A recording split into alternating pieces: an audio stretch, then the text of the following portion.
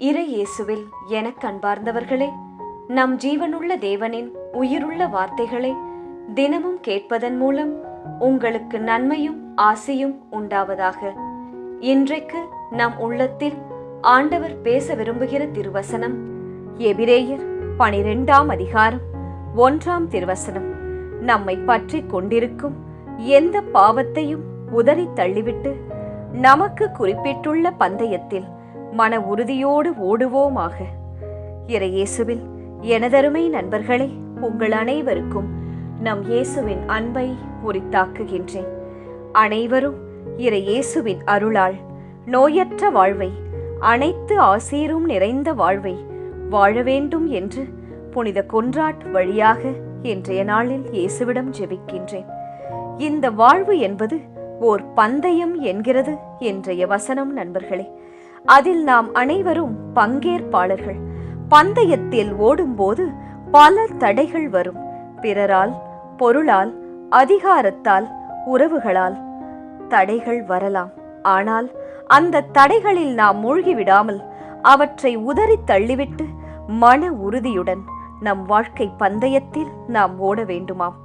அப்போதுதான் இலக்கை அடைய முடியும்.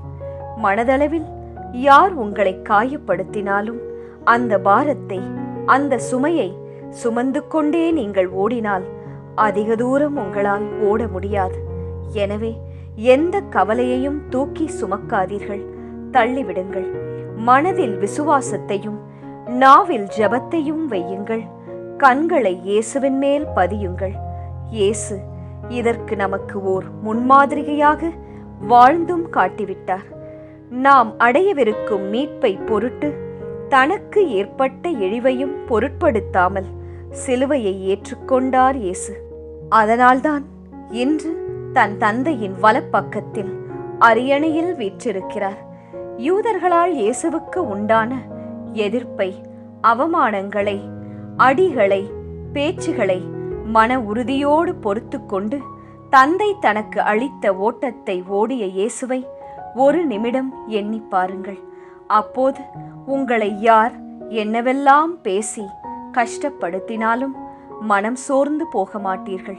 பேசுவார் பேசட்டும், தூற்றுவார் தூற்றட்டும், ஏசுவார் ஏசட்டும். கடவுளின் கண்முன்னும் உங்கள் மனசான்றின் முன்னும் சரி என்று தோன்றும் செயல்களை தைரியமாய் செய்யுங்கள். காரியம் வாய்க்கும். ஆகையால் எத்தனை திரளான மக்கள் உங்களை சுற்றி நெருக்கினாலும், உங்களுக்கு உதவ மறுத்தாலும், உங்கள் முன்னேற்றத்தை தடுத்தாலும், உங்கள் மேல் பொறாமை கொண்டாலும் பயம் வேண்டாம். உங்கள் பலம் உங்கள் ஜெபத்தில், உங்கள் உபவாசத்தில் உள்ளது.